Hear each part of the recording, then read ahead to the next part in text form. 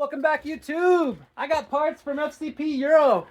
Took a little bit for some of them to arrive with the snowy, cold, wet winter weather we had last week. But today, as you can see, it's a sunny 85 degrees in the Mile High City. Time to do some repairs on the V8 XC90. The free XC90. Almost free.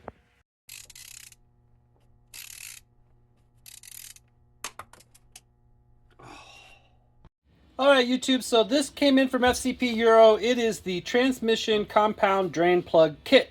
So this is the brand new one. As you can see, it sits in there just like that. And this sets your height of your transmission fluid. So you fill it with the amount it takes to fill the capacity or a little bit more. You get it up to 50 to 60 degrees Celsius, letting the car idle, and you run it through all the gears. And with this installed, you know, it's going to be up about here when it warms up. It'll be a little higher than this, sticking in the top. This one is the interior one that was stripped out in the last video. I think it was a 40, if I remember, a T40. So this one sits inside. See that? It's just an open straw. So when you have it up to temp, you loosen this one, take it out, and you let the excess drain down until it stops dripping. And now you know you have the correct height.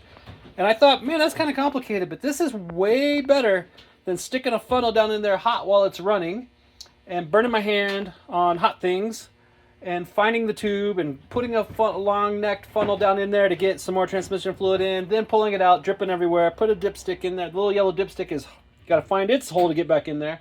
Check it. Oh, it needs more. Burn my hand again. Back and back and back.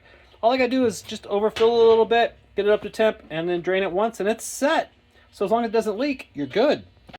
All right, this is going to be interesting because this kit from FCP Euro on this compound drain plug for the transmission fluid, it came with a washer. A gasket, I think is what they technically call it, but a little metal washer, crush washer, goes on here. Just like that. I gotta be honest, when I was under there looking at that mangled one, I don't remember seeing a spacer between... Oh, that's not going to come off, but between the flange surface and the bottom of the transmission, I don't remember seeing a gap. So that's kind of interesting. It might be missing. Don't know why. So the mystery continues.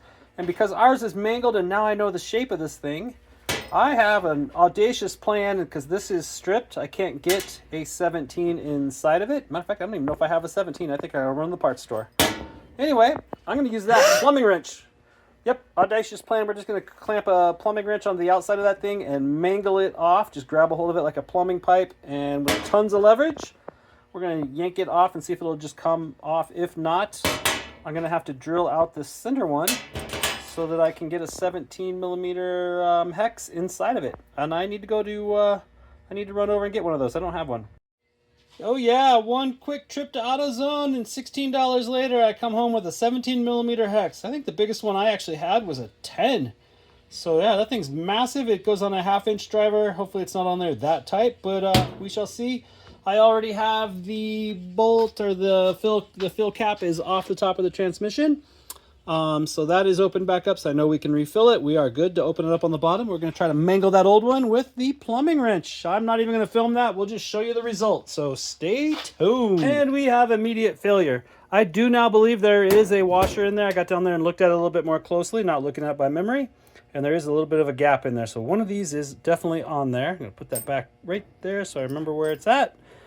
Don't forget that. I am now going to drill out this little itty bitty filler level testing inner insert, because that is stripped out on the bottom. And I'm going to drill it out until I can get it and get it to pop free. And then we'll get the 17 into the bottom of the real one and get some leverage on it. Because I can't get this in there with enough bite, because the wrench is just too big to bite a hold of the little nubs with the shape of the underbelly of the transmission. All right, so quick update. I have that little plug. This little insert is out. I was able to drill the base off of it, so the threads are still sitting inside of there. But I never even got to the extractor to go backwards on the reverse drilling to grab it. I started with the small drill, went to the medium one, this one, and it suddenly just popped it free of its threads. And popped it out. I actually put that pretty center right on the O-ring. Kind of cool how that happened. But I still have some threads in there, but I can see through. Nothing dripped out, so it is not over full. Oh no, you know what? That would still be plugging the hole. So these would still be plugging the hole. So nothing can drip yet. So I'm pretty sure I'm going to make a mess when I now get a 17 in there and pop the whole thing free from the transmission. All right, YouTube, the gusher is over. It has a slight reddish tint to it. It's a little dark, but it is not burnt smelling. So that is the best news I've had all day. Got that thing out of there. It wasn't even that hard, just took a couple hits. But I do see the oil pans are leaking. It's probably, I think it's a compounded oil pan. There's a lower and an upper section to it. Because all this was cleaned up. This car has not been run since it was filled up with new oil a week ago, the day after we got it. And this is all wet. That's all new oil leak. So just sitting here not running, it has had some more oil come out. Good news is there's no leaking that I can tell from my oil filter housing that is now set to the 18 foot-pounds. And it doesn't look like to have any leaking here, which was set to 26 from the plug. So yeah, we're gonna let this thing drain for a little bit, and I got some O-rings and some filters I'm gonna change while we wait for this thing to stop draining out some transmission fluid. But it is not burnt, and it's slightly red, but pretty dark. It's at 50. I found it on the Carfax report. I think that transmission fluid is at 55,000 miles. So 60,000 is probably about the time to change it. So that's good. Hey. She's not out here, I don't think. Jesus, yesterday I was out here working on the car, talking to you guys.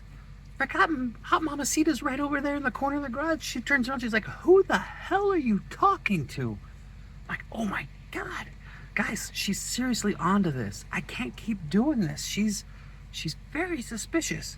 We need to monetize this quickly or this car's never gonna hit the road again.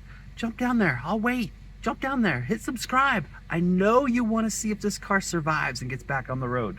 The XC90, or as Hot Mama Sita called it yesterday, the XC90 V8. Yeah, subscribe. All right, YouTube, just going to show you that indeed it is still plugged. So the threads of the unit is still in there. It's not up floating around in my transmission. That's great. It did indeed have a washer that came off of it. It's sitting right there. So it had probably just been on there for the 55,000 miles. So we will get it all back together, letting it drain out. Things are looking good, and it is not burnt smelling, but it is definitely a darker color. It's not pure red. All right, gonna address our first two very superficial oil leaks. And that was, there's one leak in here. This is a very old O-ring on the oil filler cap. There's a oil filler replacement one. It is a, who knows, Volvo 925063 is what it says on here, but it came from FCP Euro. That is the Volvo OEM. I think it was like $3 or $5, maybe $6. This is the dipstick, a 3139 because that one's like rigged together with some wire drilled through it. So I think looking at this one that is the correct one for that distance, because remember it only had like some hash marks down at the very bottom of it. So I'm going to pull that out and we'll replace it. Again, these are not main oil leaks. These are very superficial. All right, YouTube, check this out. This is probably the original 175,000 mile O-ring on the oil filler cap. I went to get the little pick underneath it to pop it apart. It has no flexibility. I couldn't get my thumb into it. It just wants to crack and break. It just snapped and came right off. Simple, put the new one on there. Again, that's like $5, maybe $6 with tax, and I just threw it into something else so it doesn't really have shipping. But my goodness, that's a super easy. Just take care of it, people. Oh yeah, much more snug. This was rattly and shaky before. That's how I knew this O-ring was doing nothing. Oh my God, I just had a hunch, and this is not an expensive thing, and I know it's not all fixed. We don't even know if it's gonna run or if the transmission's any good. Just had a hunch. I knew it had the code, so I got a fuel pressure sensor and a new fuel filter, because who knows how old those things are and they can cause those codes. But I just went ahead and threw in an air filter because we knew that one was bad, and I threw in a cabin air filter. Just how bad do you think the cabin air filter is on this V8 XC90 that was free? And there's the evidence, YouTube, just to get a look at a clean one. There's the brand new one. I'm not even sure if they're the same size. That is sorta thicker. I might have to break the tab to get that to go in there. Yeah, that's thicker for sure. This is the old 1 inch, and this is like 1.5, I think. So this is the treated one, and that's the regular. It's not even a Volvo. Oh, this is a Volvo, but it's actually made by Molly. How funny is that? Yeah, because you can just order a Molly. But it came out, it left dust in here. I'll show you. Yeah, I'm so glad I cleaned out the car because all of that crap came out. That dropped down on me when I was upside down in there, upside down backwards. This is so disgusting. This is original. This, like, it even just disintegrated. Oh my God, it's worse if you look in there. This has got to be like, contaminant, as Wally would say. Oh my God, that's gross. Thank God. Even if it never runs again, I'm gonna feel better just knowing that ain't in there with me. I ain't breathing any of that. All right, YouTube, just gonna show you this real fast. So there are two sides to that air filter thing, and this car probably just had the regular 1-inch one in there its entire life. So over the cover, or where the 1.5-inch bigger, thicker treated filter would fit in, is a little plastic tab, and you just grab it, bend it, break it, and then it leaves a little bit of plastic. I'm just gonna take a knife and cut it off, and you can slide in the thicker air filter that's treated, and it does a much better job. So yeah. They even have HEPA ones. And just like that, YouTube, it hit me. That 1.5-inch coated or treated air filter from Volvo, that's an upgrade. That's our first upgrade on the 2006 V8 XC90. It's got an upgrade. So that means if I give up on this thing and I put it on Craigslist, it's going on the upgrade list. First thing, cabin air filter, upgraded, 1.5 inches. All right, YouTube, you're just going to have to trust me on this one because it's boring and I hate doing it and I want to get it done as quick as possible because I don't like messing with gasoline. But I changed the fuel filter back there right in front of the rear passenger side wheel, just up underneath the little canister. Piece of cake. Nice and easy. It just always makes me gross and gasoline smells. Now I got to figure out... I have a replacement Bosch, not Volvo, but I know they make the Volvo one. The oil pressure sensor. I'm pretty sure it goes down in here somewhere. Because right there's the Schrader valve. Right at the tip of my finger is the Schrader valve. I just took the cap off of it to get rid of some of the fuel pressure in the fuel line. Yeah, that is the fuel pressure release on the top of the manifold here. So somehow there is a fuel pressure regulator. Looks just like, or fuel pressure sensor that goes into the regulator system. It's underneath there somewhere. So I'm pretty sure, I got to do some Googling. I don't have any books on this car yet. Pretty sure it's all located back in, right about in there somewhere. Yeah, I gotta do some research. Looks like this is coming off. All right, YouTube, I'm gonna try to tackle this. Knowledge of the Hive. Just watched a short on YouTube and I saw a picture, and this tube was, they take off this accordion bracket here for the air guide, or airflow. 1, 2, there should be another one down there. 3, 4 bolts. And we can get this off of the air guide, or the air intake. This little air metal mounter.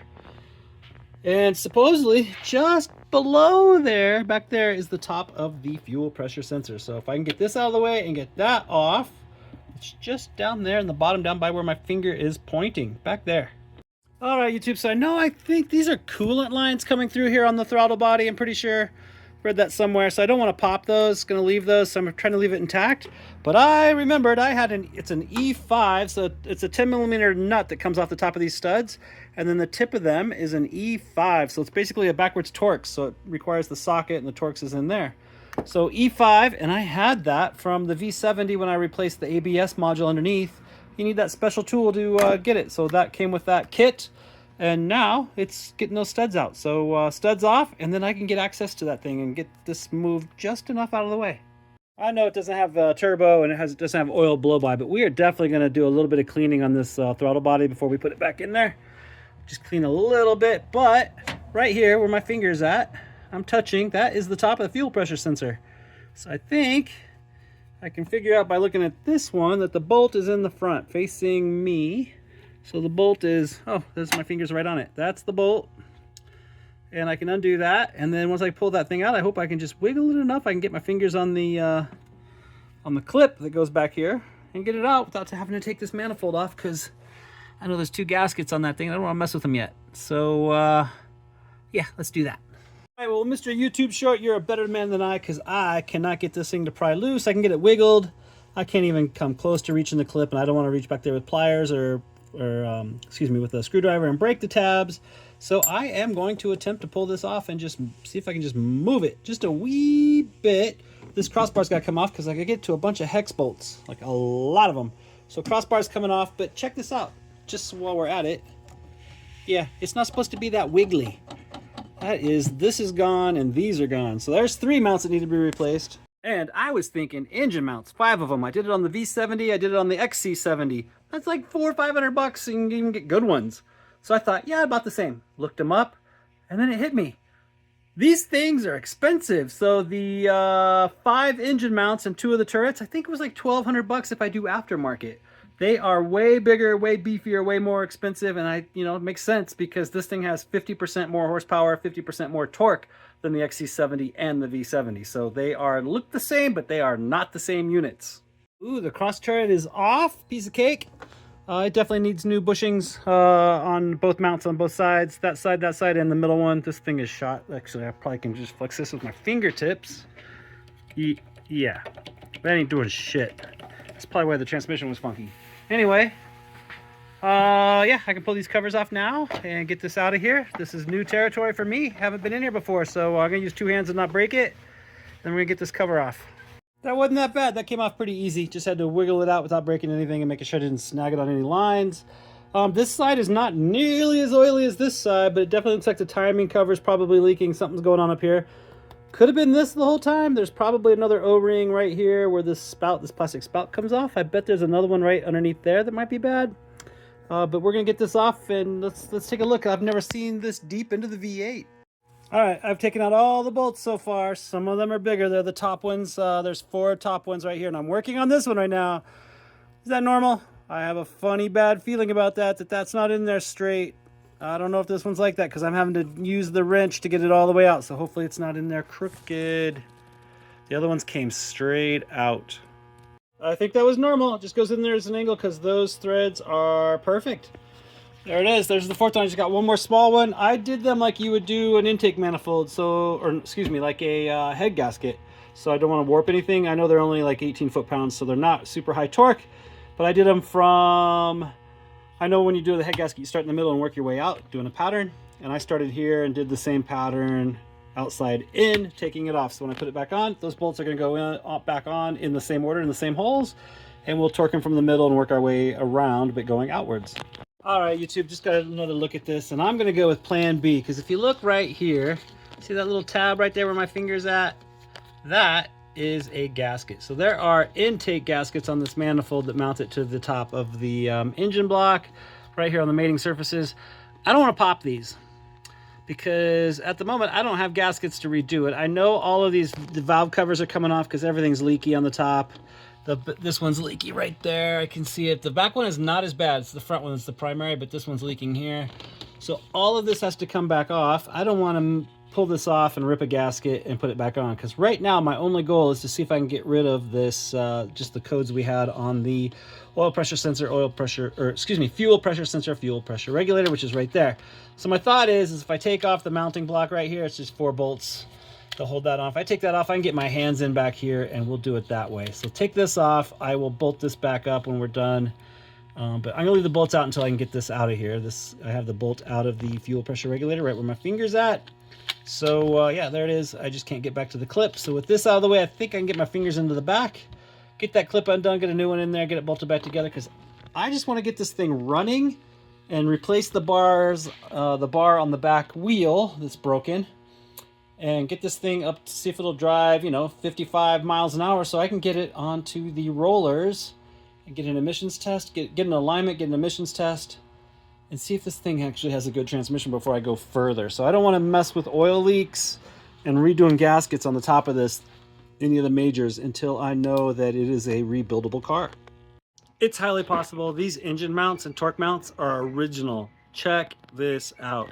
All right, this is our mount. It sits in there like that, mounts on the top of the engine right back there, just like the regular Volvos, the non-V8s, the 5 cylinders have it the same spot, just not as beefy. But check this out. So this bad boy has slop in it. This direction, I can wiggle it in and out, which would be the engine going like that, crossways, left to right. But check this out. It also, that's like over 1/4 inch of play. There's no way that it's supposed to do that. I mean, that's no. The ones on the XC70 and the V70 are solid until they get worn out. So this thing has been eating away and shrinking for years. All right, I was able to get it out. I was able to slide a screwdriver back here, flat screwdriver facing that way, and just kind of get it to pop free. Get it to pop free off of the fuel rail where it sits down in there reading the pressure. This is an original Volvo unit. You can tell it's just got a little different shape to it. I'm pretty sure it probably also says Bosch on it somewhere. Volvo does not say Bosch. Oh yeah, it does say Bosch right there. Bosch, right where my thumb's at. And this one says Bosch, right where my thumb's at. Just a little different shape, modern upgrade on it. So with it pulled out of its fuel rail spot, this cable can now pull forward and you can get an access to that tab. Don't break it off.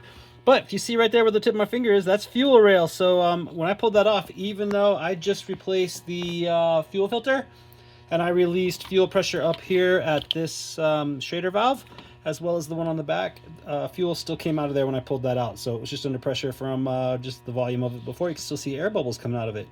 So got it. Get the new one on there. We'll bolt this back up and we will start putting everything back together. And the transmission, I just took a peek when I pulled my light out. Transmission's no longer dripping. So we're good. This was just busy work today, just playing with stuff that easy fixes. And see if we can get this thing to start up with no error codes while we pursue if the transmission and the alignment can be fixed. And while I have that upper torque mount off the block, you can see this the valve cover, or what a cam cover, whatever they want to call them, has been leaking. You can see all the crud here. So yeah, we're gonna get in there, but that's second and third phase, right? All right, YouTube. So these bolts are back in the I think they were 6mm hex bolts. I looked it back up before I torqued them. They are supposed to be 14 foot-pounds. I think it's 19 Newton meters, so 14 foot-pounds. Got those all the way around. Double checked them. Yeah, I'm gonna clean the throttle body. I can put the mount back on.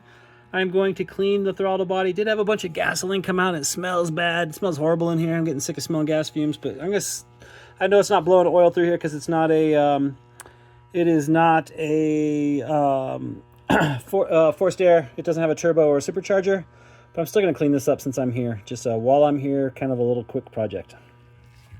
All right, I know it's kind of superficial, but I went ahead and cleaned it. And I'm just thinking to myself while I'm doing this, it doesn't have any oil blow-by, so all of that crud was just from sucking in air through the air filter that was dirty and nasty. So that's all kind of cleaned out. Obviously, it's superficial. The ring is not, or the seal around the edges is not completely clean, but it is good enough for now. Yeah, I'll probably be replacing all of these coolant hoses when all of this comes off anyway. So, coolant? That's a vacuum hose. That's vacuum. That's a vacuum line. I could pull that one off. I think this might, one of these, there's coolant lines. There's two coolant lines so that the air coming into this thing is sensing warm air, I believe. Maybe it's vacuum. I don't know. I thought those were coolant. We'll find out later. All right, it's all back together. Started putting my air box back in with my mass airflow sensor. It's built into it. Just sits up here on the top on the inside. And realized I need to fill this with transmission fluid first because I don't have access to that once the box back's in there. So everything's back together. It's all cleaned up. This is back on there. There's a big side to this one that goes on the actual intake on the manifold, on the throttle body, and there's a small side that goes on the airbox. So yeah, I had the hardest time trying to get that to go on there and realized what the situation was and switched it. It just spins on this vacuum line right here. So just you can rotate it and get it the wrong direction and it won't go back.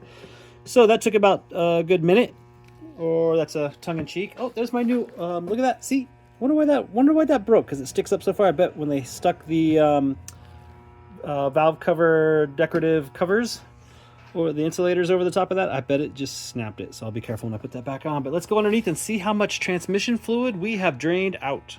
All right, so I measured the transmission fluid that came out, went into the drain catch basin, and it was about a little under 3.5, so 3.25, 3.3, something like that. Not quite 3.5 liters. Of course, it's mixing with oil, and I don't wait forever for every ounce of it to drain out. Got my setup here. I got a long-necked funnel with the spout going down into there, into the, there it is. There, you can see it right where my finger's at. It's going into there. Got it sitting up here. I'll hold it with my hand. Supposed to put in 3.5 liters. And then we'll do the temperature, get it up to temp, and then 3.78 is all that's in a jug. So it's almost this entire jug. So I'm pretty much going to go down until it gets to down into here, and we will stop. If I put a little extra in there, we'll just drain it out and we waste it a little bit. But remember, I'm doing a hillbilly oil or a transmission flush, not even a flush, just drain and fill. And when I do all the gaskets on here on the engine, because we'll be doing this again, we'll probably do it again and then see if the transmission is slipping or gripping. All right, YouTube, it runs, started up, all the check engine lights cleared. It did not come back on the 0193 or whatever it was. So I think we fixed that. But I can't get the transmission fluid to warm up enough. The AAT temperature, degrees Celsius, is sitting at 27, 28, sitting here in the garage. It was running warm enough that we have oil from the head valve cover, cam cover. Oil leaks is smoking, just smoking off a little bit, but it's not getting any warmer. So we are gonna drop it off of the ramps and take it for a little slow drive through the neighborhood. You can see the smoke rising up. Do you see that? Wafting from the oil leak on the back of the engine. That's coming off the back. So we're just going to take it for a short little drive slowly and get the temperature up to 50 to 60 degrees Celsius on the transmission fluid.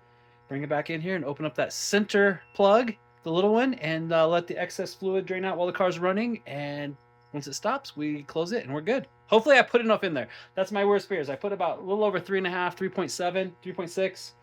And hopefully it fills it up, and when I open up that center plug, it's enough. Or I gotta take all this intake. I don't have the box on there.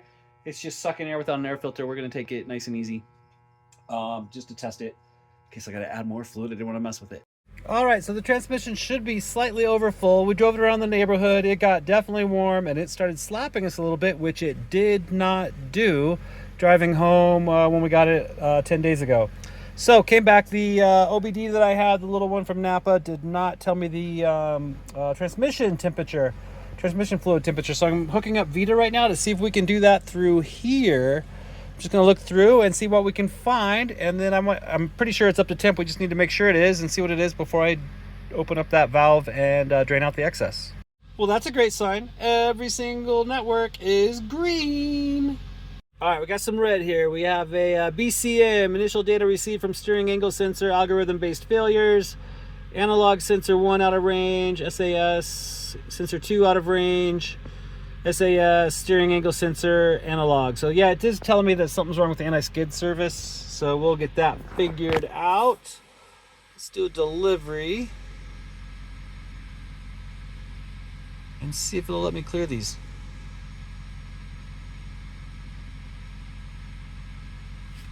I don't know, I'll come back to you.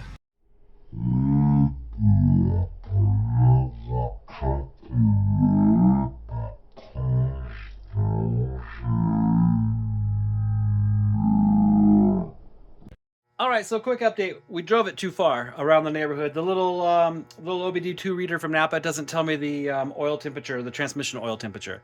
So we just drove it around a little bit and it started bucking and kicking a little bit. It did not do that at all. We drove home 25 miles when we picked this car up, and I drove home on the old fluid. It didn't do that at all. So it was definitely something new today. What I just finally go through Vita, got it connected, and finally located where it tells me the engine or the transmission oil temperature. And while the car was running, sitting here idling, it was at 98 degrees. So what's happened is we put in the 3.5, 3.7 liters over full. We were supposed to get it to 50 and then drained it out, but we actually got it to 98. So it's over full, over expanded. I think it's just creating issues for the transmission. As soon as we let this temperature drop, we'll just let it sit here for a little bit, restart it up, make sure it's at 50 to 60 Celsius on the oil temperature for the transmission, drop it out the bottom. We should be good. All right, while I'm waiting for this transmission oil to cool down, I went ahead and put the air box back in, and brand new Volvo OEM air filter. Air box is back in with the new air filter in it. Got the two halves of the air intake port put back together. There's no water, it all evaporated out. Thank you, Colorado Dry Air. Just got to feed this down there. It goes in right here with these two bolts. I stuck them back in there so I wouldn't forget where they go. And we've got a beauty cover that goes over the top of the computer. This is brilliant in my mind, how the car computer on the other cars, it sits over here in this area, this void. They stuck it over here on the top of the airbox, and it actually has fins inside the airbox to get rid of heat.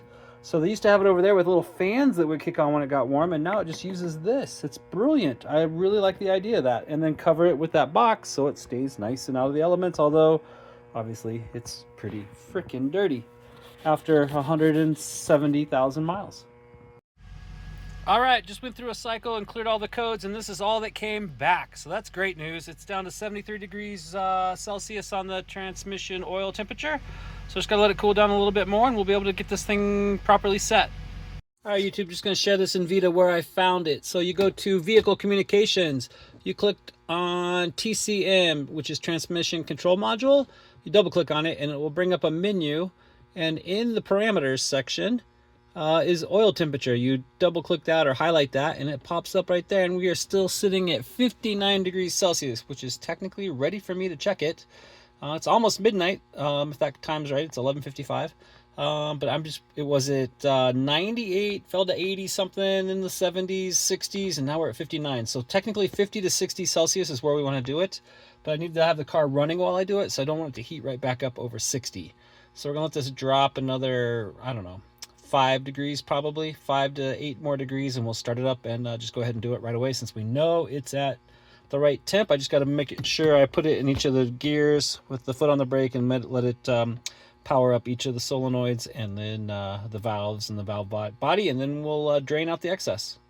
All right, YouTube, got this thing down to finally 55 degrees Celsius on the inboard computer on the Vita for the transmission control module, showing the oil temperature in the transmission.